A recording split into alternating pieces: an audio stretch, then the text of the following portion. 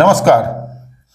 आज की खबर बताने से पहले मैं एक उक्ति सुनाता हूं। कहा जाता है जो व्यक्ति हार कर भी जीतते हैं उसी को बाजीगर कहते हैं।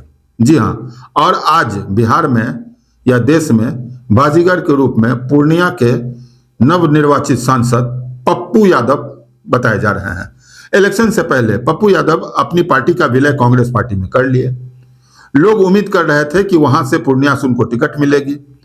परिस्थिति राजनीति ऐसी बदली कि पूर्णिया में उनको टिकट नहीं मिला। महागठबंधन की तरफ से बीमा भारती आई और एनडीए की तरफ से तो कोई सवाल ही नहीं था।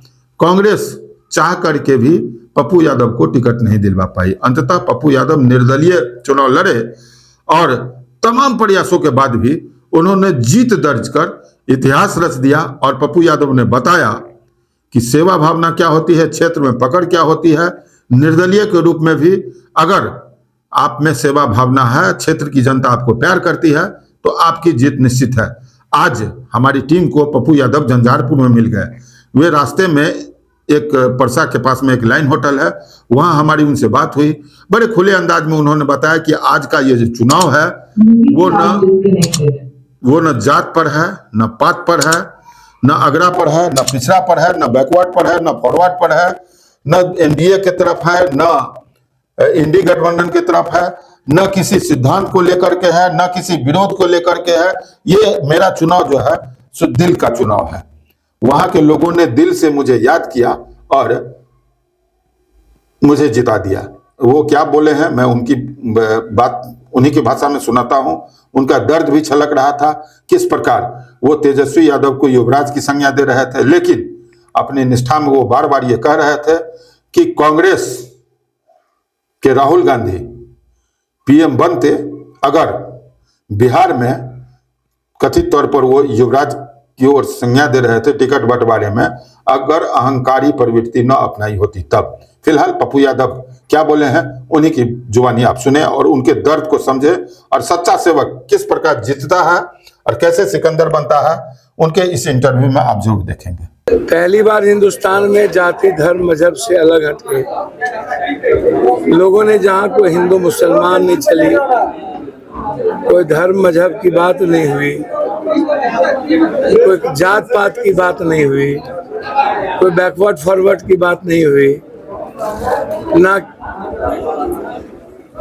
किसी भी तरह के पार्टी पौवा की बात हुई, सिर्फ दिल की बात हुई।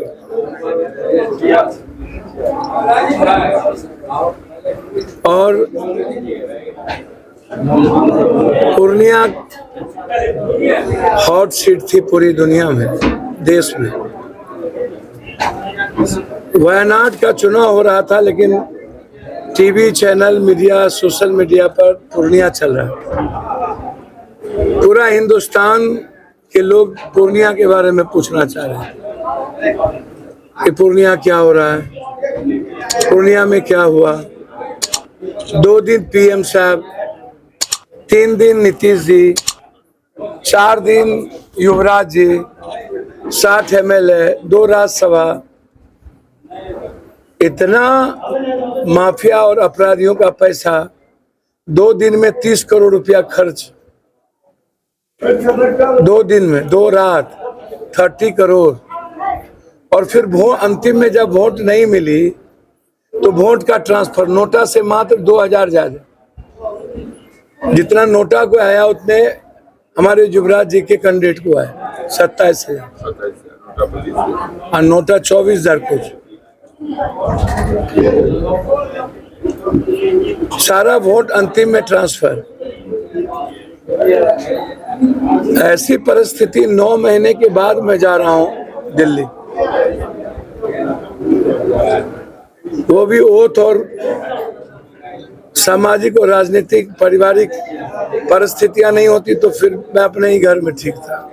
मुझे सुकून मिलता है अपने परिवार के बीच और अपनी सेवा में। सेवा और मदद के अलावे हमारे जीवन का कोई लक्ष्य नहीं बचा। हमारे शरीर का कतरा कतरा इस बिहार को, कोसी, सीमांचल, मिथिलांचल को समर्पित पूरा हर परिवार के लिए मेरी जिम्मेदारी बनी। युवराज साहब से मैंने आग्रह किया था, उनका जिद क्यों था, मधेपुरा लड़िए, सुपौल लड़िए, राजद के टिकट से लड़िए। चलिए वो बात पुरानी गई, उस पर मैं नहीं जाऊंगा, लेकिन हम जानते थे कि पूर्णिया का जिस तरीके से इन्होंने बोला है चुनाव में, फिर टिकट नहीं देना, ये रिएक्शन करेगा इस इलाके में। और पूर्णिया के अलावे कटिहार और किशनगंज में जो जहां हम थे, इस तीन के अलावे कोसी, मिथिला, सीमांचल, भोजपुर, सीतामढ़ी, मोतिहारी, बेतिया, मुजफ्फरपुर, वैशाली, खगड़िया से लेकर के सब आप हार गए। तो ऐसी कौन सी आपकी परिपक्वता दिखी? आप दिल क्यों नहीं बड़ा करते हैं? आप बड़ा काम, आप मुख्यमंत्री बनेंगे तो दिल तो बड़ा करेंगे ना। अब एक व्यक्ति तो कोई मैटर नहीं रखता है, और ये मैं बार बार कह रहा था। ऐसे में मुख्यमंत्री कैसे बनेगा? मैंने कहा कि आप वही बात मैंने कहा कि आप मुख्यमंत्री बनने की बात करते हैं। जैसे कद्दावर लीडर को इग्नोर कर रहा है। मैं वही बात कर रहा हूँ। मैं लीडर तो हूँ नहीं, मैं सेवक हूँ और मैं बेटा हूँ, याद रखिएगा। बेटा के अलावे मुझे कुछ भी पसंद नहीं है, सेवक के अलावा। मैं जिंदा जब तक हूँ तब तक मैं बिहार का और खास तौर पर मिथिला, कोसी, सीमांचल का बेटा ही रहूँ। और ये मेरा दायित्व है इस इलाके को। अब वो तो सोचते हैं ना कि मुझे बड़ा बनना है, करना है, करिए, अच्छी बात है, लेकिन यह कैसी जीत थी और यह कैसी राजनीति थी? आज राहुल गांधी जी पीएम हो गए थे ना। यदि हम 15 सीट लूजर हुए हैं बिहार में, आप उठा के देख लीजिए। नहीं तो मधेपुरा चुनाव हारते, अररिया चुनाव हारते 20,000, सुपौल हारते, झंझारपुर में यदि हम अच्छे और परिपक्व आदमी को दिए होते, हम दे दिए होते। मैंने कहा था कि मधुबनी, झंझारपुर में आप देवेंद्र जी में दे दीजिए, किसी को, एक देवेंद्र जी को दे दीजिए, एक अत्यंत पिछड़ा को दे दीजिए। तो आपकी पार्टी में तो था ही अत्यंत पिछड़ा, भरत जी थे, मंगनीलाल जी थे, या और भी लोग थे। और मैंने खुल के कहा था कि देवेंद्र जी को आप मधुबनी दे दीजिए, देखिए चुनाव जीतता है। हमारी बातचीत हुई लालू जी से, तो आप बाहर से बुला थैली वाले,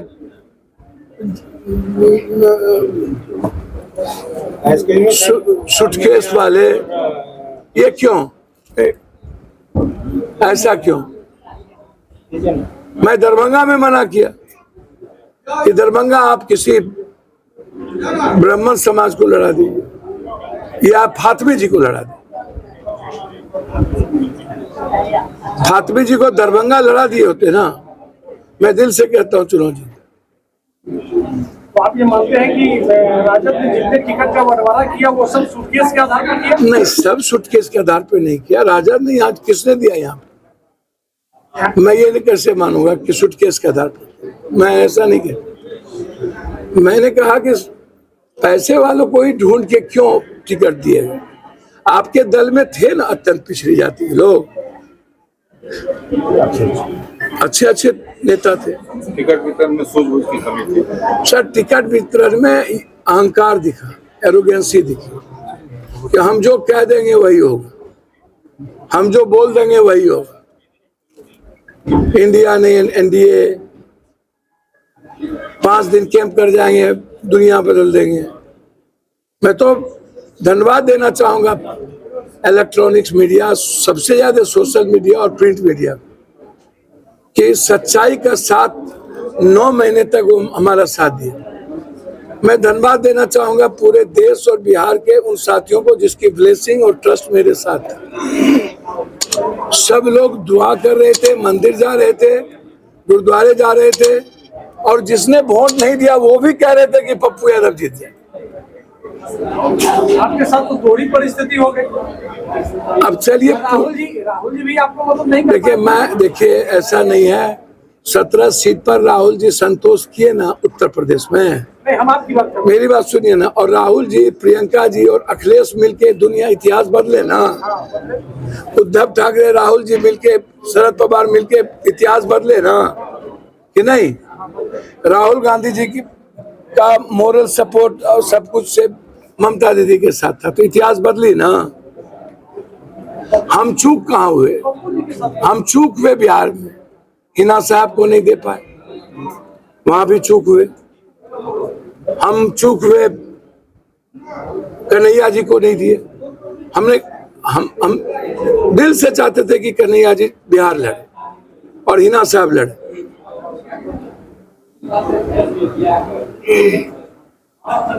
एक तरफ आप हिना साहब, एक तरफ आप कन्हैया, और दूसरी तरफ आप निजी दुश्मनी हमसे करते हैं। तो राजनीति में मतभेद हो सकता है, मनभेद की जरूरत नहीं है। और हम लोग नीतियों के आधार पर, मैं मानता हूं लालू जी से मेरा व्यक्तिगत रिश्ता है, रहेगा, लेकिन मेरे और तेजस्वी जी के जो चलने के सोच है, विचार है, हम लोग एक साथ काम कर सकते हैं। में क्या कीजिएगा? चलिए अभी उस सब चीजों को छोड़िए, एक पक्ष में रहिएगा कि तटस्थ रहिएगा? मैं हर परिस्थिति में कोई ना कोई पक्ष ही होगा, और मेरा पक्ष बिल्कुल राहुल गांधी और प्रियंका जी की जो ब्लेसिंग है। हम यूपी के हर जगह गए, कहाँ नहीं गए यूपी में? रायबरेली, अमेठी, सुल्तानपुर, प्रतापगढ़, बनारस, मिर्जापुर, गाजीपुर, चंदौली, झारखंड के लगभग सीट पर गए, राजमहल, दुमका, धनबाद, गिरिडीह, गोड्डा। हम चुनाव सही में राहुल जी कहते 294 है, अब 15 सीट बिहार का जोड़ दीजिए, और 4 सीट मात्र दिल्ली का जोड़ दीजिए, और 3 सीट 40 सीट जोड़ दीजिए मध्य प्रदेश, 36 सीट, तो आ गए ना 294। नरेंद्र मोदी जी को तो लोगों ने प्रधानमंत्री बनाने के लिए तो वोट नहीं ना दिया, कि दिया?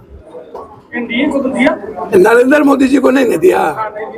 तो इस बार मोदी की सरकार नहीं ना होगी ये भी 240 सर इस बार। हाँ बड़ी सर, भैया मैं क्या कह रहा हूँ, 5 सीट सर, 5 सीट तो जबरदस्ती 150-600 मार के उत्तर प्रदेश में आप जीत गए। जैसे बांसबाड़ी, फरुखाबाद, बांसबाड़ी आप 150 से जीते, हम 350 से जीत रहे थे। फरुखाबाद हम जीत रहे थे 2000 से, हमको आपने 800 से हरवा दिया।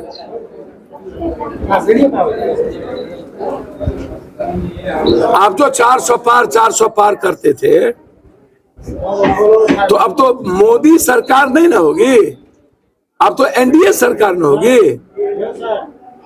तो कितना दिन ये सरकार चलेगी? आपको क्या लगता है? बस बिहार के चुनाव और चंद्रबाबू नायडू का जो इलाका है वो साउथ है, और चंद्रबाबू जो साउथ में जिनको अपने साथ लिया उनका मौत हुआ। मोदी जी जिनको अपने साथ लिया वो मरे, देवगौड़ा आया था मरे, जगन आए मरे, जो साथ आया मरे। और फिर चंद्रबाबू नायडू यदि सस्टेन करेंगे तो पॉलिटिकल डेथ उनका भी होगा।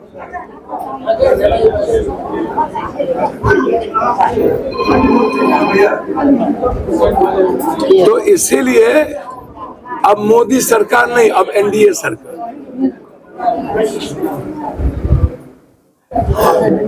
और अब नफरत वाली, हिटलरशाही वाली सरकार नहीं, सियासत के लिए समझौतावादी सरकार।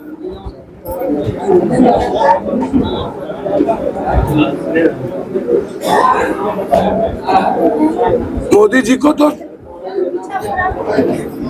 कह देना चाहिए कि बीजेपी के कोई लोग बनेंगे, अब मैं नहीं बनूंगा। तो उदाहरण देते हैं वो लोग, इससे पहले भी जो यूपीए की सरकार थी 184 सीट पर। भैया यूपीए 2 मैंने आपने कोई सर मैं तो हूँ, आप ही कहते हैं, आप ही बोलते हैं, बीजेपी वाले बोलते थे मोदी जी के मिजाज के लिए सरकार नहीं होगी। अभी से होम मिनिस्ट्री तो रेलवे तो स्पीकर कहीं से बसवा हम लोग सर युवराज जी जो लगातार आने के लिए प्रयास किए, चलिए लोग जानना चाहते हैं कि क्या उनका मतलब अहंकार के अलावा और क्या आपसे खुन्नस है?